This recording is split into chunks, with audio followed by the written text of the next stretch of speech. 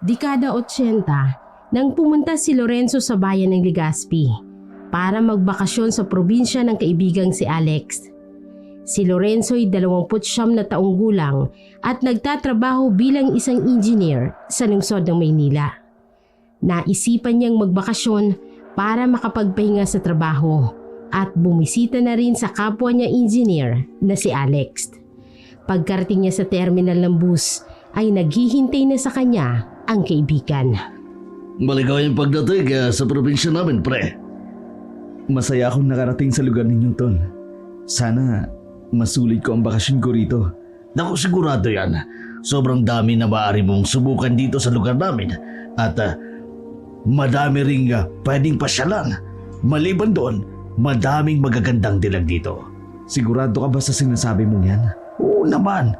Hindi ako mapapahiya sa'yo. Gusto mo, ngayon pa lang hanapan na kita ng kasintahan. Mabuti pa, sumakay na tayo sa sasakyan. Kung ano-anong sinasabi mo dyan. Natawa na lang din si Alex at kinuha ang ibang bag na dala ni Lorenzo. Inilagay yun sa likod ng sasakyan. Makalipas ang ilang minutong biyahe, ay narating na nilang bahay ng kaibigan. Tumambad sa paningin ni Lorenzo ang isang malaking bahay na gawa sa semento, pero nagmumukhang yari sa kahoy dahil sa pagkakadesign.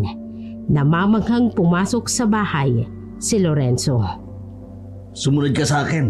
Nandun sa taas ang kwarto mo eh. Tumango si Lorenzo at pagkatapos ay sumunod kay Alex habang pinagmamasdan pa rin ang buong bahay. Pagkahatid sa kwarto ay inaya kaagad ni Alex para maghapunan. Mabilis na lumipas at natapos ang oras. Natapos na rin silang maghapunan. Tumambay muna sila sa sala at nagkwentuhan. Pagkatapos, nagpaalam na si Lorenzo sa kaibigan. Pre, magpapahinga muna ako ha. Nakakapagod ang biyahe kaya inantok na ako.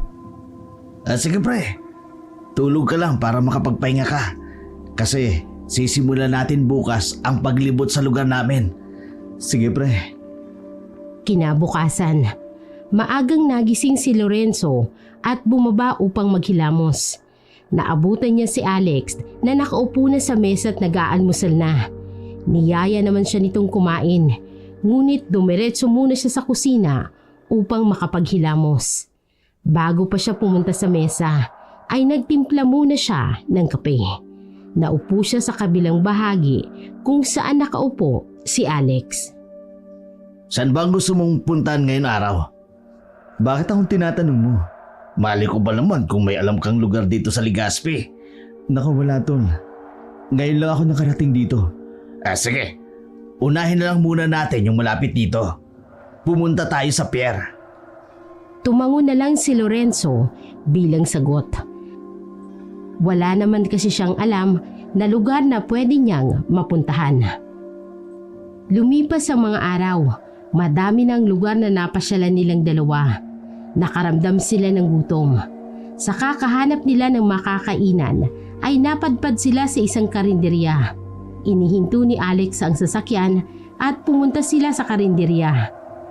Tumingin sila ng mga makakain. Lumapit naman sa kanila ang magandang dalaga at kinausap sila. Ano po sa inyo?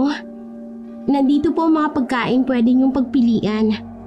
Pumili naman ang dalawa at nagsimula ng inihanda ni Ella ang mga napili nila. Makalipas lamang ang ilang minuto, ay dala na ni Ella ang mga pagkain gusto nila at masaya silang kumain. Habang kumakain, ay hindi nila maiwasang marinig ang pag-uusap ng mga kumakain sa katabing mesa nila. Patungkol ito sa sunod-sunod na pagkawala ng mga bata at ng mga binata. Kasama na rin ang matatanda.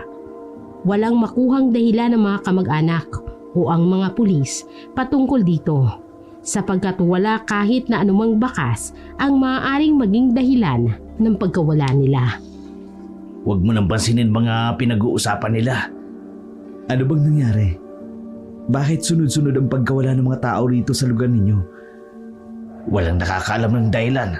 Kahit na sino, hindi makapagsasabi. Nababagabag na ang lahat ng tao. Pero mas mabuting, wag na lang nating isipin ang mga ganyang bagay. Nandito ka para magsaya, kaya hayaan mo lang ang mga yan, pre. Kumusta nga pala ang pagkain? Nagustuhan mo ba? Ibang klase ang lutong ulam dito, pre. Sa susunod, dito ulit tayo ha. Yung ulam lang ba talaga ang masarap? O yung nagdala ng ulam? Ibang klase kang makatingin ha. Parang tutunawin mo na yung babae. Huwag mo nga akong itulad sa'yo, pre. Hindi ako katulad mo na may suot pa nga pero paningin mo wala na. Pero masarap naman talaga ang ulam na natikman ko. Lalo na yung dinuguan. Sabi mo eh. Sige, bayaran mo ng kinain natin para makauwi na tayo. Matapos ang araw na yon, ay palagi ng si Lorenzo at si Alex na kumakain sa karinderya ng dalaga. Hanggang sa maglakas loob si Lorenzo nang magtanong sa dalaga. Habang nasa dalampasigan sila at nakaupo sa isang mahabang upuan at natatanaw ang magandang buwan at mga bituin. Ella, may gusto sana akong itanong sa'yo eh. Ano yun? Ano kasi, may kasintahan ka na ba? Wala pa. Talaga? As in, wala pa talaga? Wala pa. Pero madaming nanliligaw. Nag-iba naman ang pakiramdam ni Lorenzo sa tinura ng dalaga. Pero hindi niya na lang ito pinansin at matipid na ngumiti. Pwede ba akong dumagdag sa mga manliligaw mo? Hindi ko tatanggihan ang alok mo. Lumipas ang mga araw. Madalas nang magkita ang dalawa sa karinderya ng pamilya ng dalaga. Sa tuwing matatapos silang maglibot ni Alex sa magandang tanawin na pwede nilang mapuntahan sa lugar nito, ay diretsong pumupunta si Lorenzo sa karinderya para bisitahin si Ella. Madalas silang namamasyal sa tabing dagat, nagkwekwentuhan ng kung ano-ano na para bang mas makilala pa nilang bawat isa at mas magkapalagayan pa sila ng loob. Isang araw, sinabi ni Ella na magkita sila ni Lorenzo sa dalampasigan, kung saan tinanong ni Lorenzo si Ella kung maaari niya itong ligawan. Dumating na si Lorenzo at nakitang naghihintay si Ella sa isang upuan at nakatanaw sa dagat. Kanina ka pa ba dyan? Hindi naman, kararating ko lang.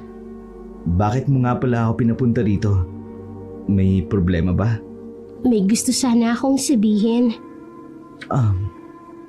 Ano yun?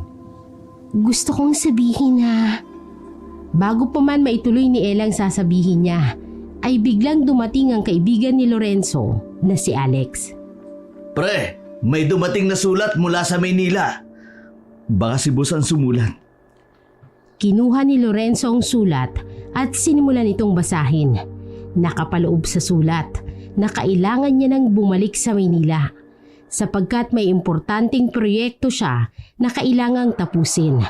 Nakasaad rin sa sulat na dapat siyang bumalik sa lalong madaling panahon. May problema ba? Wala naman. Kaya lang pinababalik na ako ni boss sa Manila. Bakit raw? May bagong proyekto raw na gagawin. At ako ang naatasang mag-asikaso sa mga proyekto. Naiintindihan ko. Namayani sa kanilang katahimikan at tila walang gustong bumasag nito dahil sa balitang hindi nila inaasahan. Ngunit naglakas loob si Lorenzo nang magsalita ito upang mabasag ang katahimikan sa pagitan nilang dalawa. Hindi ba may gusto kang sabihin sa akin? Meron lamang akong nais na itanong sa iyo. Ano yun? Tunay ba ang pagmamahal mo? Oo naman. Totoong mahal kita. Kung mahal mo ako, matatanggap mo ba kung sino ako? Matatanggap ko. Mahal kita kahit sino ka pa o ano pa man ang nakaraan mo. Tatanggapin kita na walang pag-aalinlangan. Sadya nga bang tunay yung mga sinasabi mo ngayon? Ano bang bumabagabag sa'yo? Iniisip mo bang hindi kita matatanggap ng lubusan? Paano kung maging kaaway ko ang lahat? Makakaya mo ba akong protektahan laban sa kanila? Masyado ka nag-iisip ng mga hindi mahalagang bagay. Kung mangyari man yon, nangangako akong poprotektahan kita kahit buhay ko pa ang maging kapalit. Poprotektahan pa rin kita. Hindi ko hayaang masaktan kanila. Dadaan muna sila sa bangkay ko bago kanila mahawakan. Napangiti si Ella nang marinig ang pangakong binitawan ni Lorenzo sa kanya. Nakaramdam siya ng tuwa dahil binigyan siya nito ng panghahawakan para magtiwala. Yun lang ba ang nais mong sabihin sa akin? Hindi. Meron pa. Ngunit hindi ko alam kung paano ko sasabihin ito. Bakit? Ano bang nais mong sabihin? Nakatutuwa ang mga pinitawan mong kataga. Ngunit darating ang oras na aalis ka rin. Kung kaya't hindi ko alam kung dapat ko pa ba itong sabihin. Lahat ng sasabihin mo, mahalaga para sa akin. At marahil, lilisan nga ako, ngunit hindi ako lilisan habang buhay.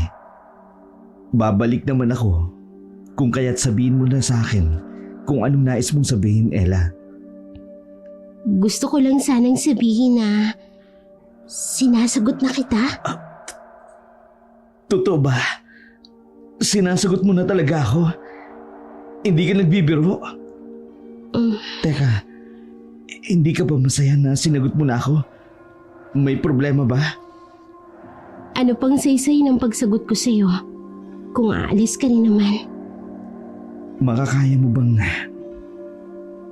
mahalin ako at magtiis ka kahit maggalayo tayo? Totoo ang nararamdaman ko para sa'yo, Ella. Ngayon ko lang naramdaman ito sa isang babae. Kaya kahit maggalayo tayo, mananatili akong tapat sa'yo. Makakaya mo rin bang gawin yon? Mahal din kita at makakaya ko rin magtiis at maghintay hanggang sa muli mong pagbabalik. Huwag ka mag-alala. Susulat ako palagi. Iginugol nila ang mga araw na natitira na palaging magkasama.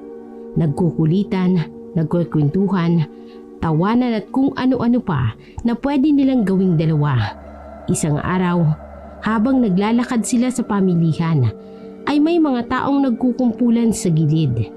Nagtaka naman si Lorenzo kung kaya't lumapit siya rito. Bumungad sa kanilang isang lalaki na tila ba malapit na itong malagutan ng hininga. Ang liig nito ay puno ng dugo at patuloy lang sa pag-agos at makikita mong nasa labas na ang bituka nito dahil sa wakwak ang kanyang tiyan. Noong tuluyan silang makalapit dito ay tila ba nahintakutan ng lalaking duguan at may gustong ituro. Ngunit hindi na kaya ng taglay niyang lakas. Makikita sa mukha nitong takot. Ngunit bago pa man dumating ang ambulansya, ay nalagutan na siya ng hininga at tuluyan ng namatay. Maagang nagyayang umuwi si Ella. Sinang-ayun na naman ni Lorenzo sapagkat ramdam niyang tila nakaramdam ng takot at pagkabiglang dalaga dahil sa kanyang nasaksihan. Umalis na tayo rito. Sige, tara. Umuwi si Lorenzo na seryoso pa rin ang muka at tila nag-iisip kung ano nga bang maaaring dahilan o kung sino nga bang gumagawa ng karumal-dumal na krimeng kanilang nasaksihan. Oh, bakit ganyan ang ayos na mukha mo? Daig mo pang binagsakan ng langit at lupa. Huy! Ano bang nangyayari sa'yo? Nag-away ba kayo ni Ella kaya ganyan ka? Hindi, tol. Habang naglalakad kami ni Ella sa pamilyan kanina, may nakita kami nag-agaw buhay. Wakwak ang tiyan niya. Labas ang mga bituka at yung liig niya, umaagos ang dugo sa liig niya. Ha? Totoo ba yan? Anong sabi ng mga tao dun? Sino daw ang may gawa? Hindi namin nalaman. Pero nakita na lang daw nilang nakahandusa yung lalaki sa gilid ng kalsada. Hindi ito maaari. Anong ibig mong sabihin? Pero kung totoo talaga yan, hindi imposibleng mangyari yun. Ano mong sinasabi mo? Alin ang imposible?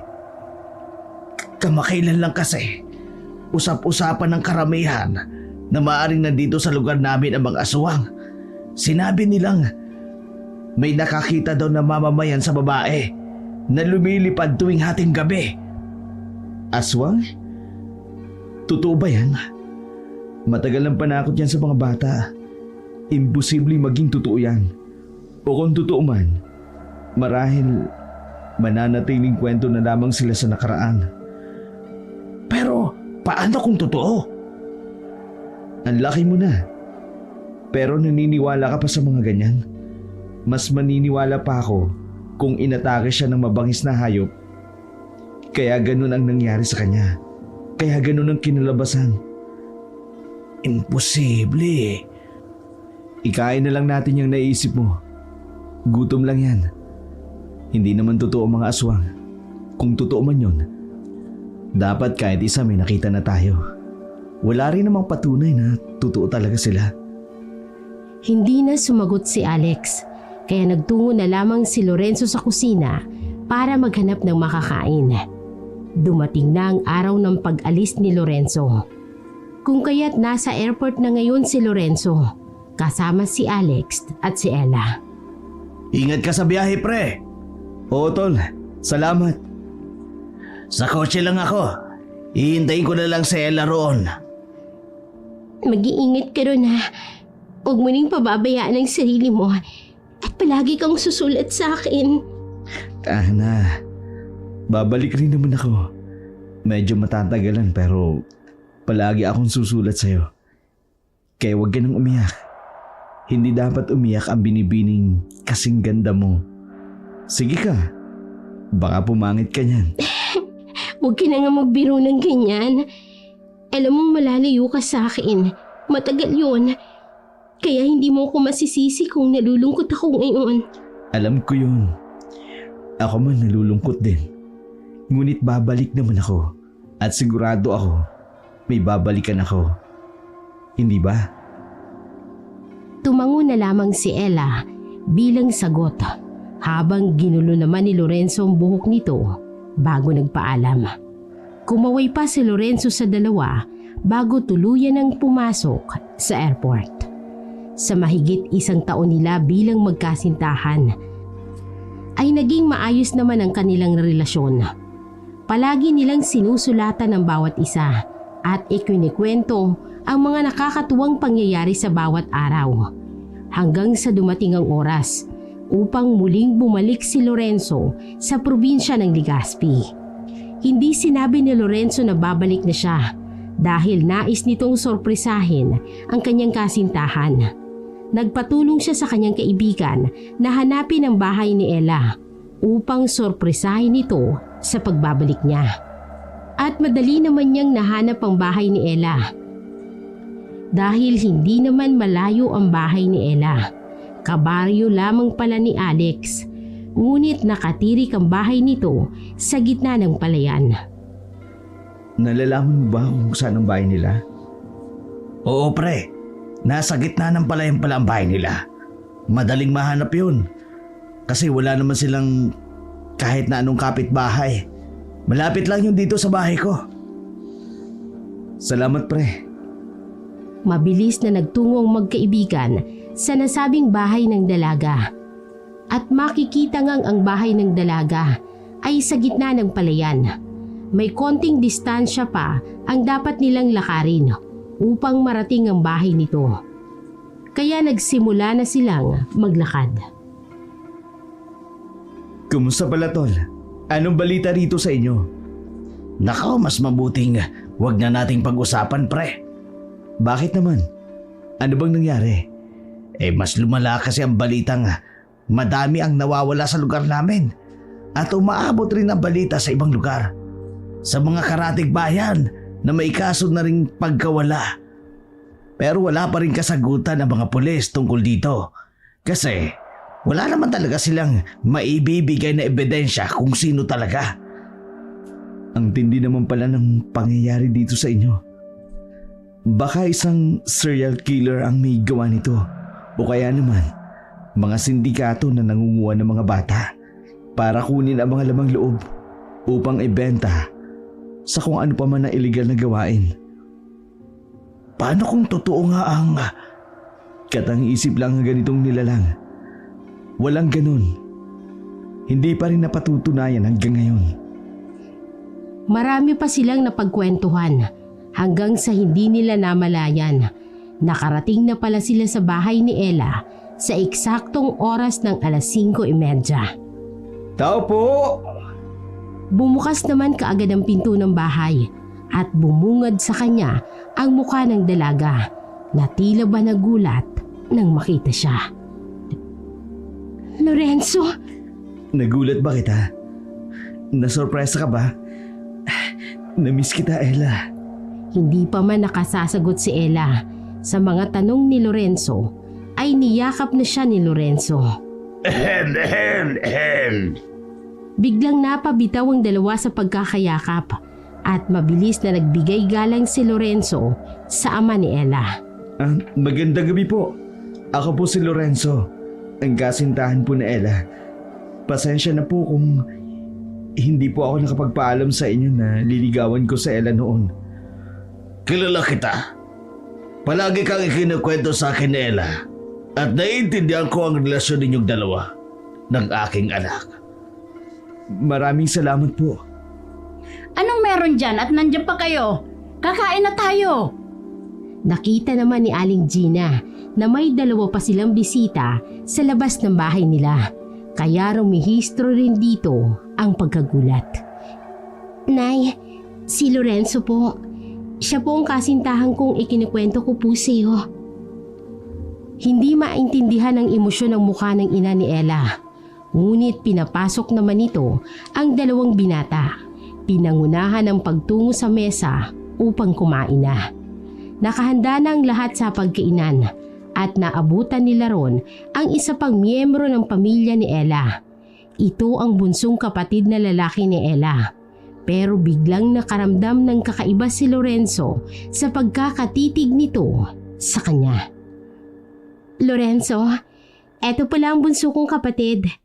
Siya si Elias. Ngumiti naman dito si Lorenzo at inabot ang kamay niya. Pero hindi ito pinapansin ni Elias. Tinitingnan lang siya nito ng masama. Napapahiya namang binawi ni Lorenzo ang kamay niya at naupo na lamang sa upuang katabi ni Ella. Bago kumain, ay napansin niyang puro karne ang nakahain sa mesa. Pero hindi na rin siya nagtaka dahil ang pamilya ni Ella ay nagmamay-ari ng isang karinderya. Kumuha siya ng ulam na dinuguan at ninamnam ang sarap nito. Pero habang kumakain ay may buhok ng tao siyang nakita.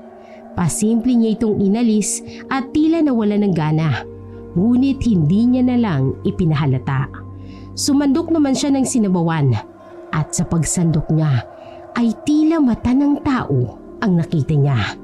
Napaatras at napatayo siya sa upuan niya na tila ba hindi makapaniwala.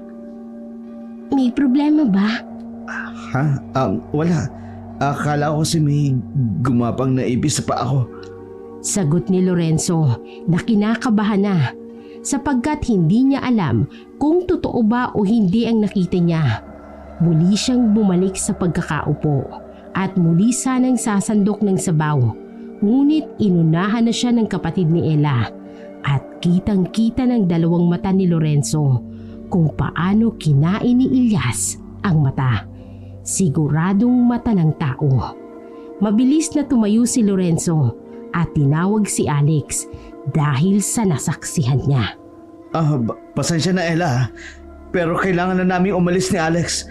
May dapat pa pala kaming puntahan. Ha? May pupuntahan tayo? Di ba sabi mo may dapat pa tayong bilhin sa palengke? Kailangan mo mabili yun ngayon. Ngayon na mismo. Tara na. Oo nga pala. Nakalimutan ko. Buti na lang pinaalala mo. Pasensya na, Ella. Pasensya na po sa inyong lahat. Aalis na po kami. Malapit na sana si Lorenzo at si Alex sa pintuan ng bahay. Palabas na sila rito. Ngunit hinarangan sila ng kapatid ni Ella na si Elias. At saan kayo pupunta, ha? Sa tingin niyo ba talaga? Makakaalis kayo rito? Anong sinasabi mo? Hindi ba't sinabi sa'yo ni ate na marami siyang manliligaw nun. Pero hindi niya sinagot. Anong gusto mong iparating? Alam mo ba kung bakit hindi sila sinagot ni ate, ha? Kasi... Elias! Pwede bang manahimik ka? Galit na sigaw ni Ella sa kapatid at mabilis na lumapit kay Lorenzo upang protektahan ito sa bunso niyang kapatid. Bumaling naman si Elias sa nakatatandang kapatid nito na nasa harap niya na ngayon. Ngunit hindi ito nagpatinag at hindi rin ito pinansin ang sinabi ng kapatid. Muli itong ngumisi at patuloy na nagsalita. Hindi sinasagot ni ate ang mga manliligaw niya. Kasi kinakain namin sila.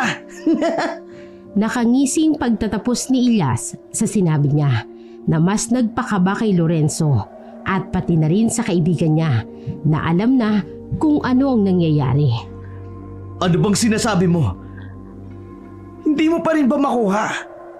Pinapatay namin ang lahat ng taong pumapasok sa bahay namin. At sa araw na to, mukhang sinuswerte kami. Kasi dalawa kayo. Elias! Pwede bang manahimik ka na? Bakit ate? Tingin mo ba talaga matatanggap ka ng lalaking to? Tingin mo ba talaga mamahalin ka pa niya kapag nalaman niyang lahi tayo ng aswang? Umaasa ka lang sa wala ate. Hindi totoo ang sinasabi niya. Hindi ka niya matatanggap. Hindi totoong mahal ka niya. Magising ka na sa kahibangan mo ate. Aswang! Tara na pare, delikado tayo rito. Hinatak ni Lorenzo ang kaibigan niya. Ngunit bago pa mabuksan ni Alex ang pinto, ay hinarangan na naman sila ni Elias. Habang ang mag-asawang Mangkanor at Aling Gina ay nanunood lamang sa mga nangyayari. Matatanggap ako ni Lorenzo. Alam kong tunay na mahal niya ako. Kaya matatanggap niya ako. Hindi ba matatanggap mo ko? Manahimik ka! Tingin mo ba talaga matatanggap ka ng kaibigan ko? Kayo pala ang dahilan kung bakit may mga nawawalang tao sa lugar na to.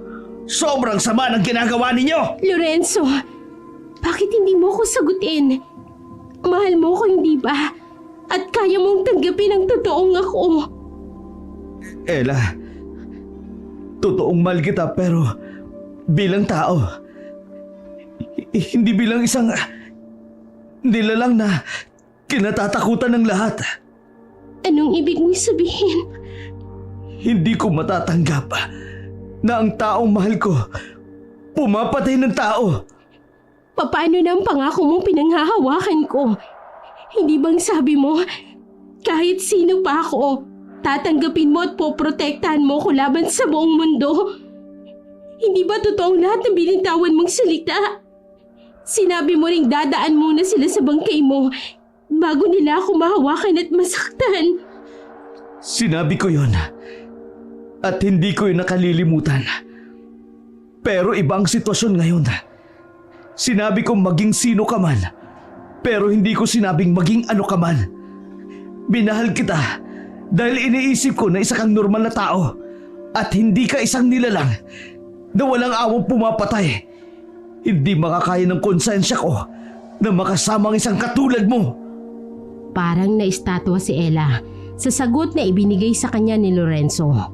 At bago pa man makasagot si Ella, ay sinipa na ni Lorenzo ang pinto at mabilis na tumakbo para tumakas kasama ang kaibigan niyang si Alex.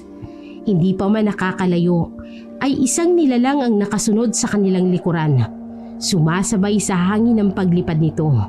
Nakatatakot na nilalang at muntik pa sanang masakmal si Lorenzo.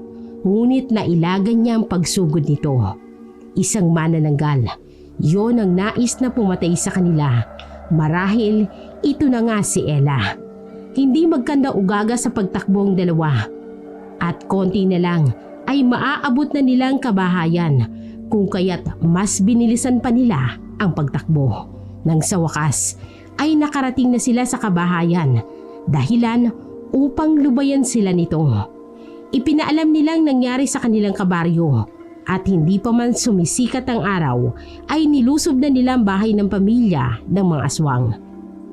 Dala ang pana, baril at kung ano-ano pang pwedeng gamitin upang mapuksa ang pamilya ni Ella. pinasok ng mga tao ang bahay nila Ella sa pangunguna na rin ng kaibigan ni Lorenzo na si Alex.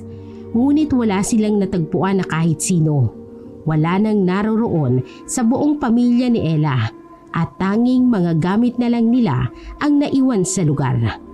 Nilibot nila ang buong bahay at nakapandidiri ang mga nakita nila sa isang kwarto. Maraming buto at bungo ng tao ang nakalagay sa gilid ng silid at tila ba mesang nakalagay sa gitna ng silid na kataya ng mga taong pinapatay nila. Bakas pa sa mesa ang mga dugo at sa gilid nito ay may mga buhok pa. Maaamoy mo rin ang nakakasulasok na amoy ng dugo na natutuyo na sa loob ng silid. Nasuka na lamang ang lahat ng nakakita at sa naaamoy nila. Naisip naman ni Lorenzo ang mga panahong palagi silang kumakain sa karinderya ng pamilya ni Ella. Kaya hindi niya natiis ay umalis na siya sa loob at sumuka sa labas.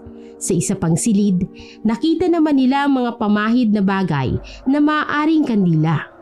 Marahil, ito na ang lugar kung saan nagbabagong anyo ang pamilya ni Ella bago mambiktima. May mga nakaguhit sa palibot ng silid na tila bang mga orasyon o ritual sa pagpapalit nila ng anyo. Napalibot pa ang ibang kasama ni Alex, ngunit napaiwan si Lorenzo at nakita ang isang silid na tila ba tumatawag sa kanyang pansin. Lumapit dito si Lorenzo at dahan-dahang pumasok sa loob. Bumungad sa kanya ang isang silid ng dalaga, base sa itsura at ayos nito. Nakita niya ang isang litrato sa gilid, isa-isang maliit na mesa. Katabi ng higaan ay sumisilay ang kanyang muka at ang malungkot na ngiti. Litrato ito ng kanyang kasintahan kasama siya na sobrang saya nila. Nangihinayang man siya sa relasyong binuo nilang dalawa. Ngunit hindi niya pwedeng linlangin ang kanyang sarili na kaya niyang tanggapin ang isang nilalang na pumapatay ng tao. Kahit gaano niya pa ito kamahal, ay naisip niyang hindi sapat yun upang tanggapin ito. Minahal niya si Ella bilang simpleng tao na may maamot inosenteng mukha. Kung kaya't nang malaman niyang pumapatay ito, ay malayo sa isipan niya. Hindi na nila naabutan ang buong pamilya ni Ella, ngunit napatunayan nilang aswang ang buong pamilya nito. Kung kaya't naisipan ng mga tao na sunugin na lamang ang bahay ng pamilya nito. Teka lang, maaari po bang hayaan na lang natin ang bahay? Huwag na lang po nating sunugin. Bakit naman pre? Baka bumalik pa sila rito kung iiwan lang natin ang bahay na maayos pa. Gawin na lang natin na pagrespeto sa mga taong namatay dito. Ilibing na lang natin ang mga buto nila sa bahay na to at alayan ng dasal upang manahimik ang kanilang mga kaluluwa. Mas mainam siguro kung sabihin na lang natin sa barangay na sila na lang bahala rito. Sila ang mas nakakaalam kung ano ang dapat gawin. Sabagay, tama ka. Sige, ganun na lang ang gawin natin. Matapos ang pangyayari, ay wala na silang naging balita pa kung anong nangyari sa buong pamilya ni Ella. Napagdesisyonan ni Lorenzo na bumalik na ng Maynila. Sigurado ka bang aalis ka na? Hindi ka na ba talaga magtatagal rito? Hindi na, Tol. Masyadong masalimuot ang mga nangyari sa akin dito. Gusto ko lang din naman na makalimutan ka agad yun. Sige pre, kung yan ang desisyon mo, susuportahan kita. Basta kung gusto mo uling magbakasyon dito, magsabi ka lang. Oo, Tol. Sigurado ako. Hindi ito ang huling beses na bibisita ako rito.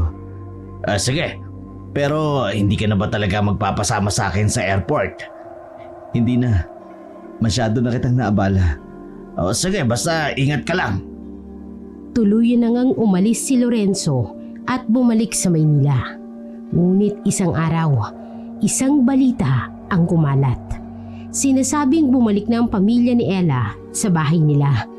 Sapagkat sa tuwing sasapit ang 12:00 ng gabi, ay bigla na lamang nagliliwanag ang buong bahay na tila ba may nananahan dito sa loob. 2 taon na ang lumipas. Muling bumalik si Lorenzo sa lugar ni Alex. Sinundo siya ng kaibigan sa airport. Pre! Ingay mo, tol. Tagal mo hindi bumalik dito eh. Sobra kasi akong abala sa trabaho sa Manila. Ang daming project na pinagagawa sa akin, kaya hindi ako makaalis ng basta-basta. Ako pa naman ang palaging nauutusang mag-asikaso, lalo na sa mga malalaking project. Kaya wala akong pahinga. Buti ngayon eh, napayagan kang magbakasyon. Halos magmakaawa ako para payagan ako. May naiwan nga pala akong trabaho sa Maynila. Pero pinakiusapan ko ni si boss. Ipinaasikaso ko muna sa iba. Nako, mabuti pa. Tara na, bago tayo malunod sa dami mong reklamo. Binatukan naman ni Lorenzo si Alex dahil sa itinura nito. Nagtungo na sila sa kotse. Pagkarating nila sa bahay ni Alex ay minabuti muna ni Lorenzo na matulog at magpahinga upang makabawi sa puyat at pagod dahil sa biyahe. Nagising si Lorenzo sa sunod-sunod na katok kung kaya't binuksan niya nito ang pinto. Bumungad sa kanya ang kaibigan niyang si Alex. Kanina pa kita ginigising, pre. Tulog mantika ka naman. Bakit nga pala? Nakahanda na ang mesa sa hapunan natin. Sumunod ka na sa ibaba. Sige. Susunod ako. Pagkababa niya ay naabutan si Alex na katabi ang mapapangasawa nito. Upo ka na, pre. Nga pala si Alicia. Siyang mapapangasawa ko. Alicia, siya si Lorenzo. Ang kaibigan ko at kasamaan ko sa trabaho. Masaya akong makilala ka. Natutuwa ako dahil sa wakas, tumino na rin tong kaibigan ko. Pasensya na, pre. Mayain kasi talaga tong mahal ko eh.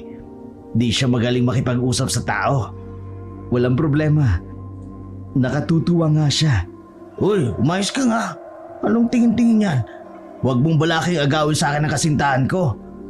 Hindi na sana ako bumalik rito para dumalo sa kasal mo bilang best man. Kung aagawin ko lang din naman ang pakakasalan mo. Mabuti nang nakakasigurado. Makalipas lang ang ilang segundo ay sabay silang tumawa sa tinura nilang dalawa habang nananatiling walang imik naman si Alicia. Kinaumagahan ay naisipan ni Lorenzo na maglakad-lakad mula sa dalampasigan. Sa pagtapak niya pa lamang sa dalampasigan ay muling bumalik ang mga alaala nila ni Ella na hanggang ngayon ay sariwa pa rin sa isipan niya. Sumilong siya sa isang puno at umupo. Napapapikit na lamang siya at hindi na malayang nakatulog. Nagising siya nang nag-aagaw ng dilim at ang liwanag. Kaya mabilis siyang tumayo at lumisan sa lugar na iyon. Kakauwi pa lang ni Lorenzo sa bahay nang biglang may kumatok sa pinto. Kaagad niyang pinagbuksan ito dahil habang tumatagal ay lumalakas sa mga katok na iyon na para bang nagmamadali ang nasa labas. Nagulat siya nang makita si Alicia na humihingal. Anong nangyari? Pumasok muna si Alicia sa loob. Pagkatapos, ikwinento niya kay Lorenzo ang mga nangyari. Sabi niya, naabutan sila ni Alex ng gabi sa daan dahil na rin sa pag-aasikaso sa kasal nila. Naglalakad lamang sila pa uwi sapagkat inaayos ang inihahandang kotse nila para sa kasal. Malapit na sila sa bahay ni Alex nang maramdaman nila ang malakas na pagaspas. Nang tingnan nila ito, nakita nilang isang nilalang na may pakpak na mabilis na lumilipad papalapit sa kanila. Sa pagliligtas sa kanya ng nobyo ay ito naman ang dinagit ng aswang. Matapos inilahad ni Alicia ang nangyari, nandoon pa rin ang panginginig at takot niya kaya napatuloy na lamang ang mga luha. Hindi alam ni Lorenzo kung ano nga bang dapat niyang gawin. Ngunit isa lamang ang naisip niya. Walang iba kundi si Ella. Mabilis na kinuha niyang isang latigo at itinago sa likod niya. Isang lugar lang ang maaaring pagdalhan kay Alex. Walang iba kundi sa dating bahay ni Ella. Yon ang nasa isipan niya. Hating gabi na, nagulat pa siya nang makitang maliwanag ang bahay. Ngunit nagpatuloy siya at sinipa ang pinto para makapasok. Nagulat na lamang siya nang madatna ng kaibigan niyang si Alex na nakatali ang 2 kamay at may busal na tela sa bibig. Mabilis niyang pinuntahan ng kaibigan at inalis ang busal sa bibig nito. Inilabas niya rin ang hawak niyang maliit na kutsilyo upang alisin ang pagkakatali sa kamay ng kaibigan. Alex! Alex, gumising ka! Nang magkamalay ang kaibigan niya, ay mabilis itong lumayo sa kanya na tila ba nakakita ito ng multo. Alex, ako to! Pre, si... Bago pa man may pagpatuloy ng kaibigan niyang sasabihin nito, ay muling nagsara ang pintuan kung saan pumasok kanina si Lorenzo. Kaya naman napunta rito ang paningin nila. Bumungad sa kanila ang nakatatakot na mukha ng pamilyar na tao sa nakaraan nila, si Ilyas. Matagal na tayong hindi nagkikita. Kumusta kayo? Anong kailangan mo sa amin? Nandito ako para ipagiganti ang nangyari sa pamilya ko. Anong sinasabi mo? Kayo ang dahilan kung bakit namatay ang mga magulang ko! Paano kaming naging dahilan? Huwag mong isisi sa amin ang nangyari sa inyo, sapagkat hindi namin kasalanan kung ano man ang kapalaran ninyo. Masaya kaming nabubuhay sa lugar na ito noon. Walang problema at magaan ang naging buhay namin. Parang normal lang kaming namumuhay kagaya ng mga tao. Pero dahil sa pagdating nyo sa buhay ng kapatid ko, nasira ang buhay niya kasabay ng buhay namin. Normal? Normal bang pamumuhay sa inyo ang pumatay ng mga inosenteng tao? Normal ba talagang matatawag yon? Pinanganak kaming aswang. Nabubuhay kami sa karne at laman ng tao. Hindi namin kasalanan kung nabuhay kaming ganito. Kung hindi kami pumatay, kami naman ang mamamatay. Pero hindi pa rin dalan yon para pumatay kayo ng tao. Paano hindi? Nauna ang mga taong gambalain kami. Kaya tama lang na gumanti kami sa inyo. Tama na yan. Tumigil ka na. Walang kasalanan ng kaibigan ko rito. Kaya ako na lang patayin mo. Huwag mong idamay ang kaibigan ko. Hindi ko siya idadamay. Kasi siya ang dahilan kung bakit kinailangan naming umalis sa lugar na to. At mapilitan kaming lumipat sa ibang baryo. Dinala niya ang mga tao rito para patayin kami. Kaya tama lang na nandito siya para sabay-sabay kang mamatay. Hindi ko kasalanan. Dahil sapagkat ang mga miyembro ng pamilya nila ang pinatay ninyo. Pero dahil sa ginawa ninyo, namatay ang mga magulang ko. Namin ni ate. Sela? Nasaan si Ella? Matapos niyo siyang iwan sa ere at paniwalain sa matamis mong salita, tatanungin mo ko kung nasaan siya? May pakialam ka pa ba sa nararamdaman at kalagayan niya pagkatapos ng sakit na naidulot mo sa kanya? Nasaan siya? Wala na siya. Patay na siya. At ikaw, isasama na kita sa pagkamatay niya. Wala siyang kwentang anak at kapatid. Dapat lang sa kanyang mamatay. Ginusto niyang maging tao. Kaya ngayon, patay na siya. Hindi totoo ang sinasabi mo. Hindi mo ako maluloko. Kung ganon, hayaan mo akong ikwento sa'yo ang tunay na nangyari sa amin. Matapos naming umalis sa lugar na to, napilitan kaming lumayo at napadpad kami sa lugar ng kapwa namin mga aswang din ang nakatira. Mahirap makahanap ng pagkain sapagkat nag-aagawan ang kauri naming aswang. Dahil doon, lumipat kaming muli ng ibang lugar. Naging maayos sana ang buhay namin doon. Ngunit nagka-problema lang nang sabihin ng kapatid ko na gusto niyang mabuhay bilang isang normal na tao. Hindi maaari ang gusto niya. Kaya nagtalo sila ni ina at ama. Umalis siya ng bahay Dahil ang pagkaakala niya, lumabas si Ina at Ama upang hanapin siya.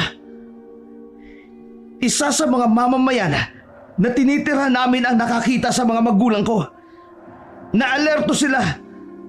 Kaya ipinaalam nila sa ibang mamamayan doon ang nakita nila. Sa pag-aalala ni Ina, hindi na nila naisip kung may makakakita sa kanila. Kung kaya't nagkaroon ng oras sa mga tao upang magtipon. Wala kaming alam. Pinanghihilalaan na kami ng karamihan. Kaya imbis na sundan nila ang mga magulang namin, ang bahay namin ang pinuntahan nila. Biglang tumigil si Ilyas sa pagsasalita. Na tila ba ayaw niyang maalala ang mga sumunod na pangyayari. Pinipigil niya rin ang pag-iyak. Hindi ko napigilan ang pagsugod nila sa bahay namin. Kung napigilan ko sila, ako sana ang maunang mamamatay bago ko pamaligtas ang kanilang katawan. Nagtago ako sa likod ng bahay. Doon ko nakita kung paano nila nilagyan ng asin at nung kung ano-ano ang ibang bahagi ng katawan ng mga magulang ko. Nilati ko nila ito. Sinunog.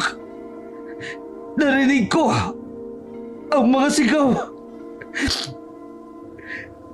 Nagalit ang mga tao. Narinig ko rin ang sigaw ni Ina at Ama sa kung saan lugar. Nagmamadali akong pinunta ng lugar na yun. Kung saan ko narinig ang boses nila.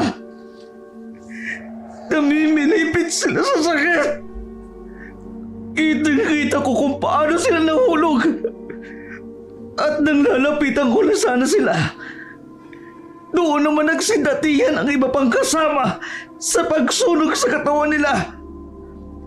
Nakita kong binaril sila pareho ng isang pulis habang pinapalo na naman sila ng tubo ng iba pa. Meron din nagbuhos ng asido sa buong katawan nila. Tsaka sila tuluyang sinulog. Napayuko si Ilyas dahil sa ikinikwento niya sapagkat bumalik na naman sa alaala ang pagkamatay ng mga magulang niya. Sinisisi niya roon ang sarili niya pati na rin ang kapatid niyang si Ella na dahilan ng paglabas ng mga magulang niya. Hindi kasalanan ni Ella na gusto niya maging tao. Ikaw, hindi mo malabahin ng hada na maging tao kahit minsan. Tao? Maging tao? Parang sinabi mo na rin na hinangad ko maging mahina. Bakit ko gugustuhin maging tao kung wala naman akong magagawa kapag naging tao ako? Alam mong hindi totoo yan. Kahinaan ng pagiging tao. Kahinaan din ang umibig sa isang tao. Anong ginawa mo kay Ella? Pinatay ko siya. Siya ang dahilan kung bakit nawala si Ama at Ina. Kung hindi siya nagmahal ng tao, hindi niya sana maiisip na maging tao. Hindi sana mapapatay ang mga magulang ko kung hindi siya naging baliw sa pag-ibig. At lahat ng yun dahil lamang sa walang kwentang taong kagaya mo. Ang tanga ng kapatid ko para lang mahalin ang isang tao imbis na maging lakas niya ito. Naging dahilan ito ng kahinaan niya. Kaya hindi ako nagsisisi kung bakit ko siya pinatay. Paano mong nagawa yun sa kapatid mo? Dahil ipinakita niyang kahinaan niya. Kasi naging kahinaan niya ang tao at nakakasuka ang bagay niyon. Hindi siya karapat-dapat na maging parte ng pamilya namin. Ikinahihiya akong maging kapatid ang kagaya niyang mahina. Hindi ko maintindihan ang ipinaglalaban mo. Pero mali ang ginawa mo sa kanya. At ang ginawa niyo sa mga tao. Hindi ko kailangang maintindihan mo ako. Kasi mamamatay din naman kayo dito. Lumapit si Ilyas sa kinaroroonan ni Lorenzo at Alex. Ngunit itinutok naman ni Lorenzo ang hawak niyang kutsilyo na ginamit niya kanina sa pantanggal ng tali ni Alex sa kamay. Napangisi lang si Ilyas sa inakto ni Lorenzo.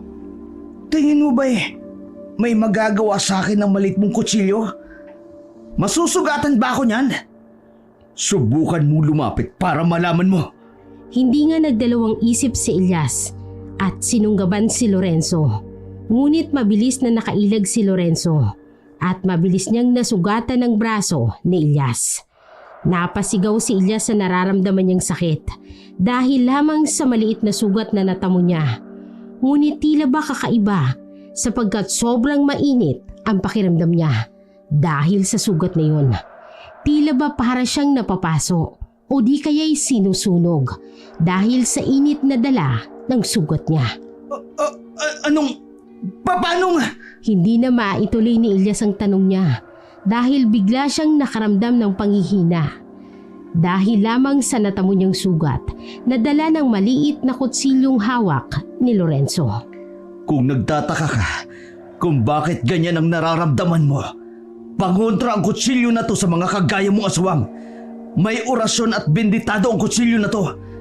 Kaya hayaan mo na kaming makaalis. Sa tingin mo kaya, matatalo ako niyang pangontra mo? Maghintay ka lang. Ilang segundo lang, babalik ng lakas ko. Bigla namang napaatras si Lorenzo dahil sa sinabi ni Elias at kitang-kita na rin sa mukha ni Elias ang puot at pagkamuhi nito sa kanya. Hindi nag-alinlangang sumugod uli si Elias, ngunit nakailag lang muli si Lorenzo. Dahilan para masugatan na naman si Elias sa kabila pa nitong braso. Mahuhuli din kita! Muling sumugod si Elias at nahuli niya nga si Lorenzo. Bago pa siya nito muling masaksak, balak na sanang kagatin ni Elias ang liig ni Lorenzo.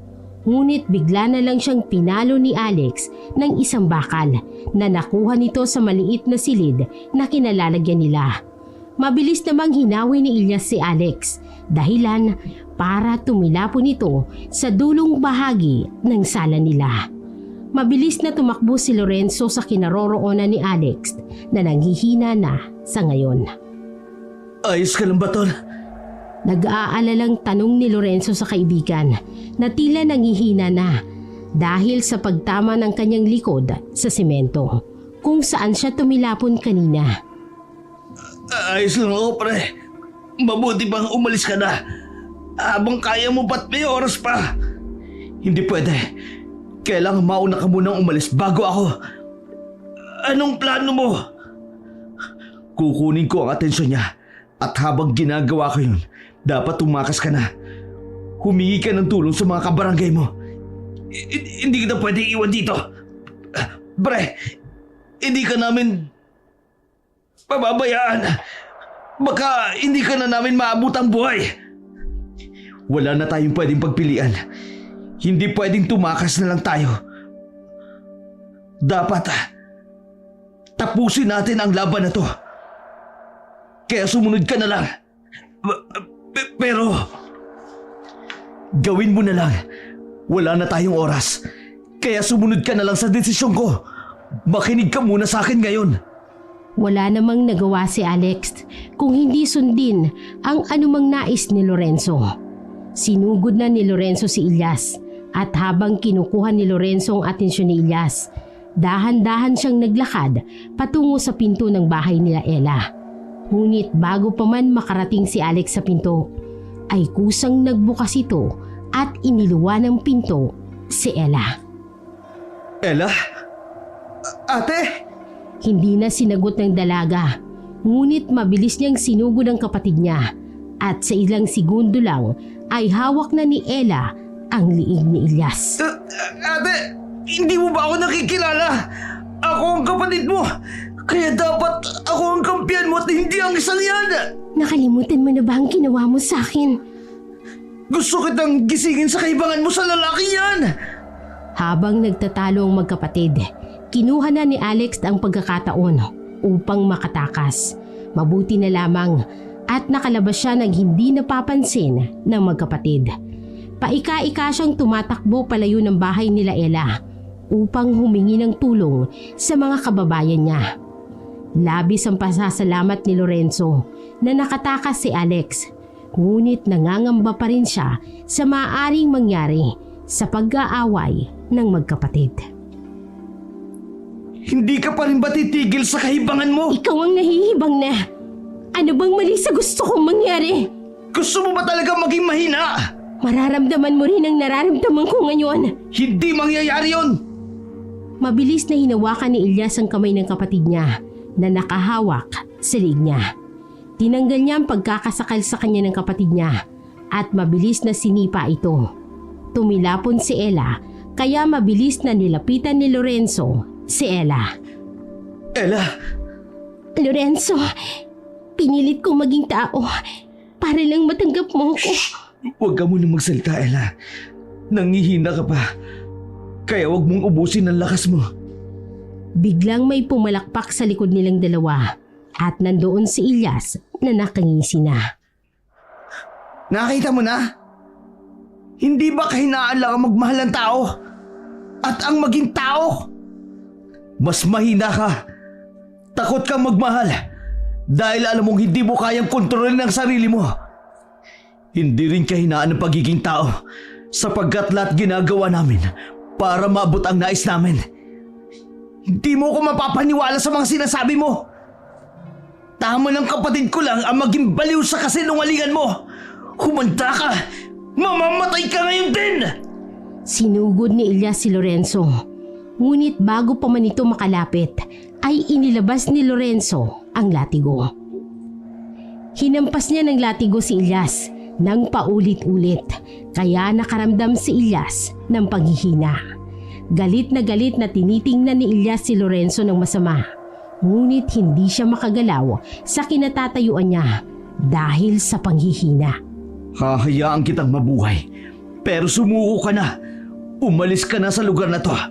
At huwag mo nang gawa ng masama ang mga tao rito. Mabuhay ka sa malayong lugar. At huwag ka nang babalik pa rito. Sino ka para sabihin sa akin ang dapat kong gawin? Sa palagay mo ba, dito lang ito matatapos? Wala ka ng kalaban-laban. At marahil papunta na rito ang mga taong bayan. Kaya habang may oras ka pa, umalis ka na. Lumayo ka na at tumigil ka na sa paghihiganti mo sa mga taong wala namang ginawang kasalanan sa'yo. Wala kang karapatang diktahan ako sa magiging pasya ko. Kaya manahimik ka na! Hindi mo na kayang lumaban, kaya sumuko ka na lang. Sige! Mabuti naman. Tumalikod na si Lorenzo para puntahan si Ella. Nang makalapit na si Lorenzo, ay nagkaroon ng pagkakataon si Ilyas na sugurin ito. Ngunit mabilis itong nakita ni Ella, kaya nagmamadali niyang kinuha ang kutsilyo na hawak kanina ni Lorenzo na nasa tabi lang niya. Isinaksak niya ang kutsilyo sa puso ng kapatid niyang si Ilyas, dahilan para mapaluhod silang dalawa. Gulat naman si Lorenzo sa bilis ng mga pangyayari.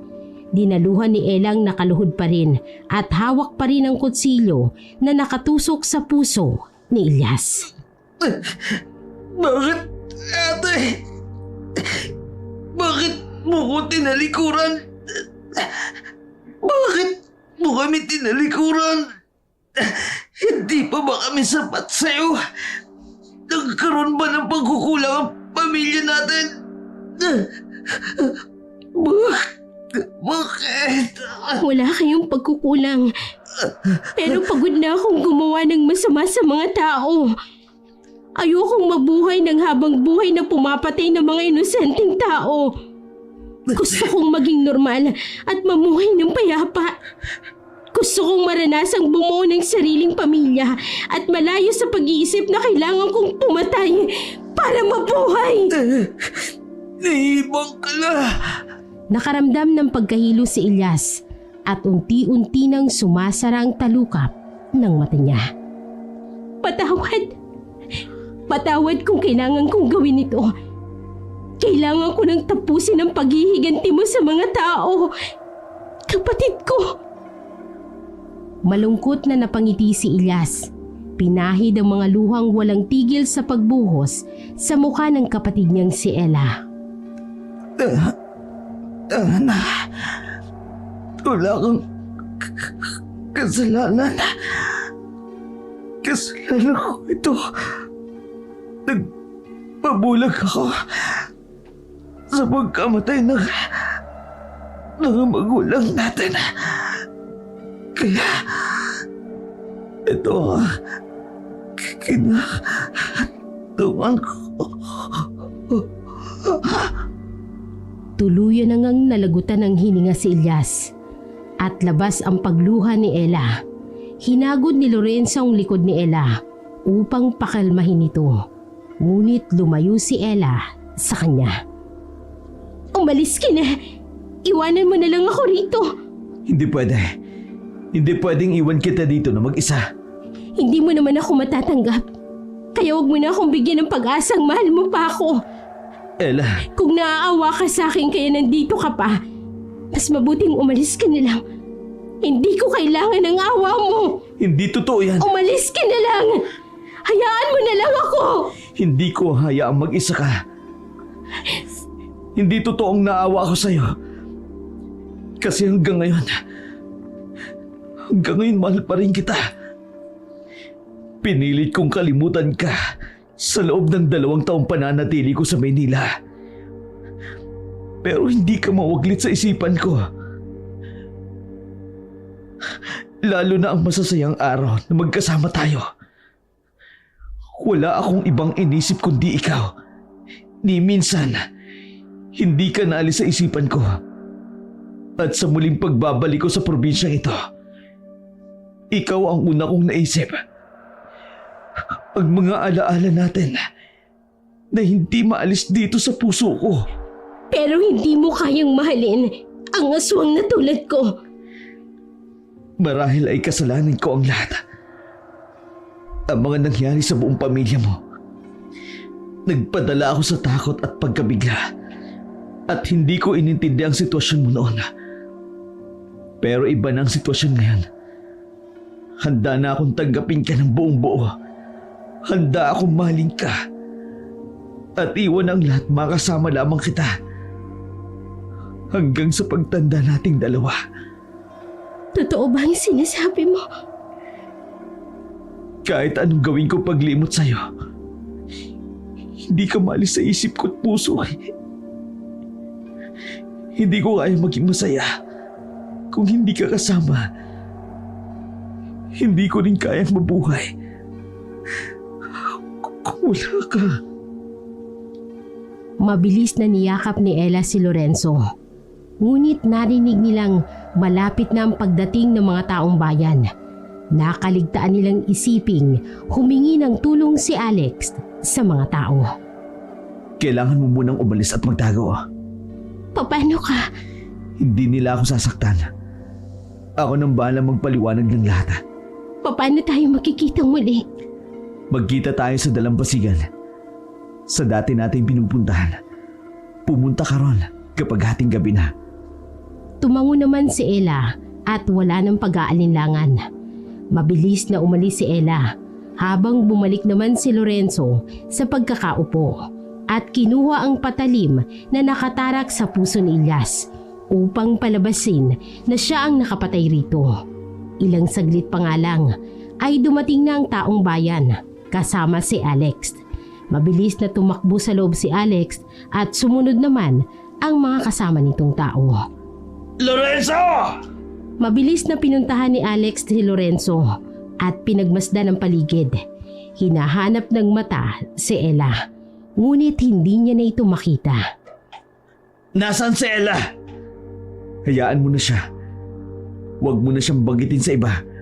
Pero... Bago pa man makapagsalita si Alex, ay tuluyan na ngang nakapasok ang taong bayan at tumambad sa kanila ang katawan ni Ilyas na isang bangkay na. Kaagad nilang kinuha ang bangkay ni Ilyas at sinunog sa labas ng bahay upang masiguradong hindi na ito muling mabubuhay. Lingid sa kaalaman ng lahat, nakatanaw sa hindi kalayuan si Ella habang humihingi ng tawad sa kanyang bunsong kapatid na unti-unti nang nilalamon ng apoy at nagiging abo. Wala na ring nagawa si Lorenzo nang sunugin ng mga tao ang bahay nila Ella. Umuwi na sila sa bahay ni Alex at sinalubong naman sila ni Alicia na nagmumugto pa rin ang mga mata.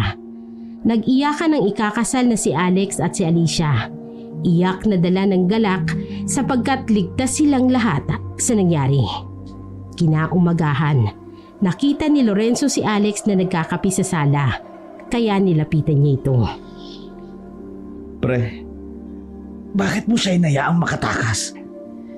Hindi ko siya inayaan. Ako mismo nagpatakas sa kanya. Ano? Alam mong delikado kung mananatili siyang buhay. Maaari siyang pumatay uli ng mga inosenteng tao. Hindi niya nagagawin yun. Nakakasigurado ka ba? Aswang siya. Kahit anong gawin niya, mananatiling nasa sistema niya ang kumain ng laman ng tao. Hindi niya mapipigilan ang sarili niya kasi buhay niya yon. Nagtitiwala ako sa kanya na kaya niyang kontrolin ang sarili niya.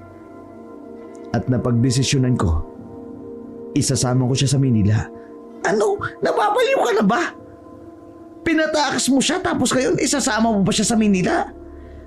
Mahal ko siya, pre. Napagtanto kong hindi ko kaya mawala siya sa buhay ko. Kaya kahit ano pa siya, tatanggapin ko siya. Paano kung dumating ang araw na ikaw mismo ang gawin niyang biktima? Nagtitiwala ako sa kanya. At nagtitiwala ako sa sarili ko na kaya kong bigyan siya ng buhay, ng isang simple at normal na buhay.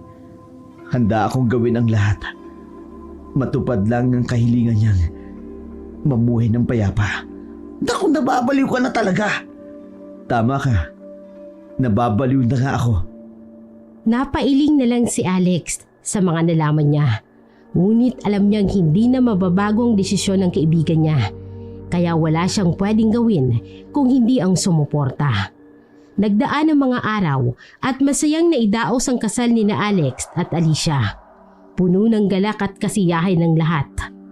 Ngunit ito na rin ang huling araw ni Lorenzo sa probinsya sapagkat kailangan niya nang bumalik sa Maynila. Bumaba na si Lorenzo ng sasakyang inuupahan niya para ihatid siya sa airport.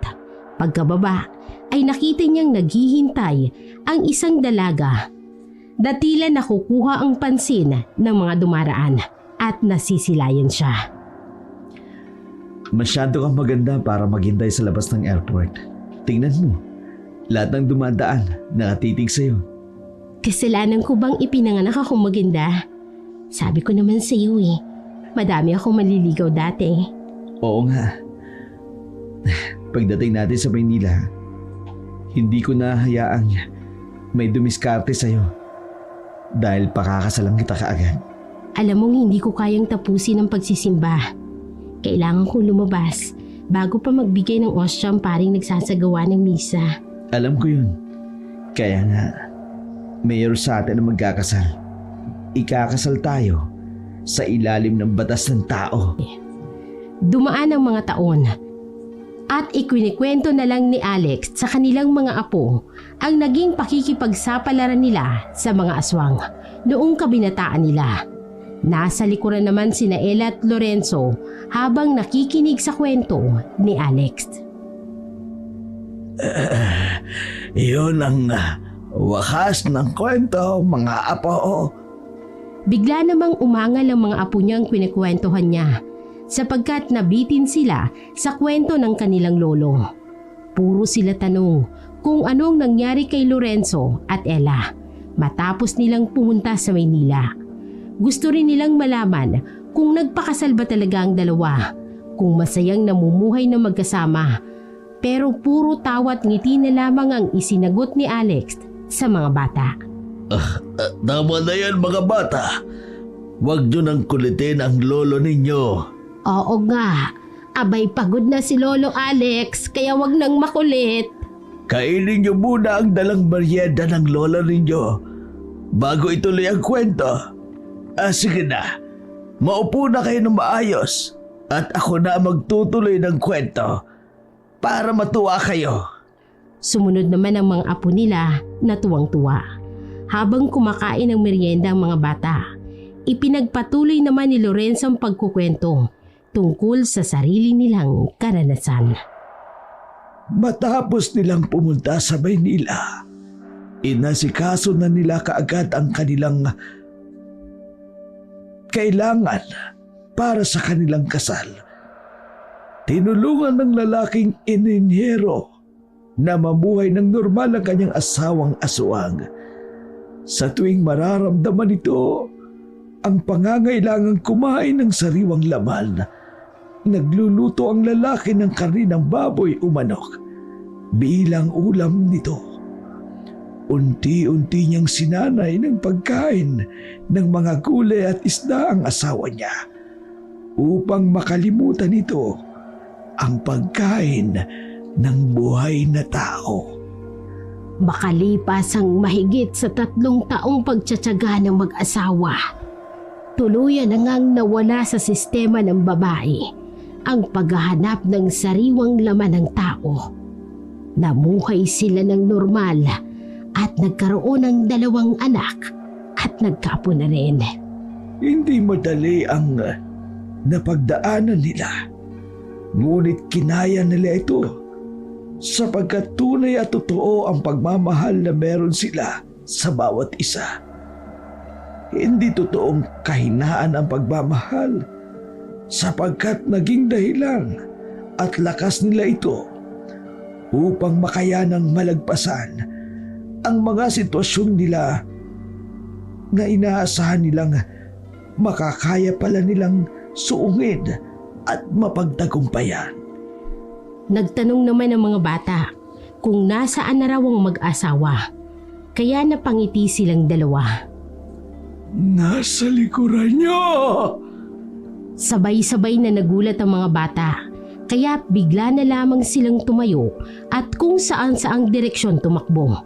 Naiwan namang tumatawa sina Lorenzo, Alex at Ella dahil kinagiliwan nila ang mga apong walang kaalam-alam na ang kanilang lolo at lola na pala ang paksa ng kwento. Nakatutuwa talaga silang pagmasdan, ano? Tama ka. Hindi ko akalaing masisilayan pa natin ang makandang ngiti at tawa ng mga apo natin. Ay, mabuti na lang talaga. Hindi ka kinain ni Ella na. Paanong hindi? Kung hindi niya ako kinain, kung hindi niya ako kinain, di wala sana kaming apo ngayon. Gogo, hindi yun ang sinutukoy ko. Aray naman, may lakas ka pa talagang batukan ako sa tanda mong yan.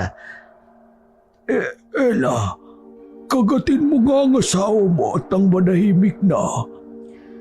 Ang tanda nyo na, pero para pa rin kayong mga bata kung kumilos at mag-asaran. Abay, maiwan ko muna kayo. Hahanapin ko pa ang mga apo natin. Baka kay kung saan na nagsususuot ang mga yon. Umalis na nga si Ella at naiwan naman ang 2 magkaibigan na nagkwekwentuhan. Sobrang saya ko at naging matapang ako sa naging pasya ko noon. Naisip ko kung nabaliw ka na dahil doon. Pero masaya akong sumuporta sa iyo. Kasi naging maganda naman ang bunga ng naging desisyon mo. Tama ka. Hindi ko man alam na aswang siya ang naging kasintahan ko. Pero ngayon, masaya ako na sabihin na aswang ang girlfriend ko noon. Ngunit ngayon, asawa ko na siya bilang isang tao. Pero di ba, may kwento ka dati tungkol dun sa pagbubuntis ni Ella. Alin doon? Ang dami kong kwento tungkol doon. Yung sandaling inaswang si Ella. Oo, nakakatuwa yun. Kasi gabi-gabi, may mga kalusko sa bubungan namin. Siyempre, nararamdaman ng asawa ko na aswang yun na nasa bubong. Abay, naghanda ako sa pagsalakay doon. Balak talaga nilang aswangin ang anak ko. Kinuha ko ang itak ko sa kusina. Inilabas ko at nilabas ko ang aswang. Grabe kapangit ang itsura. Nasa may pintuan nun sa Ella. Gusto pang tumulong sa pakikipaglaban ko sa aswang na yon. pero pinigilan ko. Kako baka maging kamukha ng aswang ang anak namin kapag nakita niya. Kasi ba naman, nung panahon na yun naglilihi siya. Ibang klase ka talaga, ano? Yung pang-amoy ng aswang na yun. Buti na lang, buti na lang. Sabihin mo, ano yun?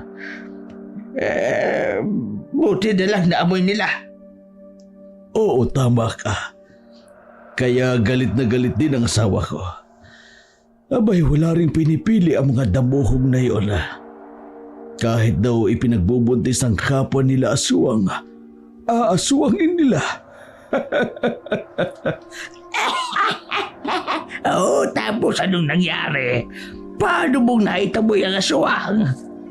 Abay noon, tumalon mula sa bubungan namin. Sinalubong ko ng itak. Tumapang ako bigla noon. Siyempre, pinagtanggol ko ang mag-ina ko para akong natuto ng karate nang wala sa oras. Napalayas ko ang mga aswang. Abay, inatake ko talaga ng itak at tinamaan siya sa hita. Hayon, napaatungal sa sakit. Tapos nagtalon-talon doon sa bubungan. Nagpalipat-lipat sa bubungan ng mga bahay hanggang makatakas. Tapos alam mo ba, isang araw, itinuro sa akin ni Ella kung sino ang aswang na sumalaki sa amin. Papunta kami noon sa palengke para bumili ng bigas at ulam. Oh, paano nakilala ni Ella? Paika-ikang lumalakad Kasi di ba, natamaan sa hita niya. Tapos balot na balot ng damit ang katawan. Ang sama ng tingin sa amin ng tao na yun. Kaya alam mo, na siya talaga ang sumalaki sa amin. Abay, tingin pa lang guilty na.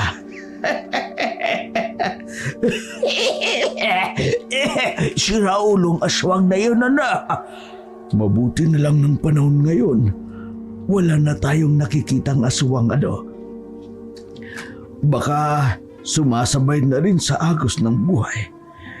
Baka mas matindi silang gumawa ng krimen ngayon. Hindi naman sila nauubos. Talagang kailangan natin mag-iingat dahil nasa paligid lang silang lahat. Sinabi mo. Paano?